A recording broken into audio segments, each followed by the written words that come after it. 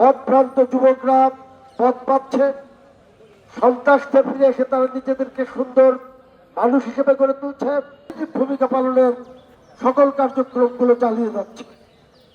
বগুড়া জেলা যুব বিভাগ, বগুড়া মহানগরী যুব বিভাগ যৌথভাবেই বিভিন্ন গঠনমূলক কার্যক্রম চালিয়ে যাচ্ছে। আজকের এই সাইকেল র্যালি তারই একটা অংশ।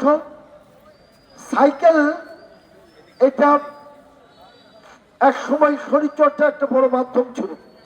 আমরা যাতায়াত করতাম, পাশাপাশি আমাদের শরীরও সুস্থ থাকত। আজকে মোটর সাইকেলের কারণে আমরা কিন্তু অসুস্থ হয়ে পড়েছি। আমাদের শারীরিক কোনো কসরত ব্যায়াম হওয়ার কোনো সুযোগ নেই। এক সময় আমরা প্রচুর সাইকেল চালাতাম, প্রচুর সাঁতার কাটতাম, প্রচুর খেলতাম, প্রচুর হাঁটতাম, আমরা সুস্থ ছিলাম।